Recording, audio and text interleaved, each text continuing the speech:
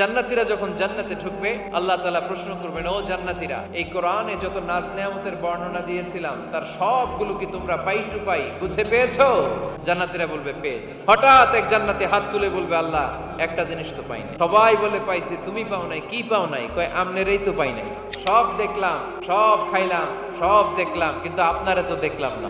আল্লাহ তাআলা তখন বিশাল জান্নাতের এক কনফারেন্স রুমে সবাইকে বসিয়ে আল্লাহর দিদার মানুষকে দেখাবেন। আল্লাহ তাআলা তার গোপন সৌন্দর্যকে সেদিন জান্নাতীদের সামনে প্রকাশ করে দিবেন। আল্লাহর হাবিব বসবেন ওই কনফারেন্স রুমে সবার সামনে। আল্লাহর হাবিবের পেছনে বসবে অন্যান্য নবীরা। ওই জান্নাতের কনফারেন্স রুমে আমরাও যেন বসার জায়গায় পাই, আল্লাহ তুমি তৌফিক দিয়ে দিও। আল্লাহ তাআলা অনেকগুলো নূরের পর্দার পেছন থেকে নূরের ঝলকানি মারবেন। আল্লাহ তাআলা সৌন্দর্যের বা নূরের ঝলকানির এক আলোকচ্ছটা জান্নাতীদের সামনে তুলে ধরবেন এক মুহূর্তের জন্য। কয় মুহূর্ত? আলোকচ্ছটা দিয়েই আবার নাই, আবার সরাই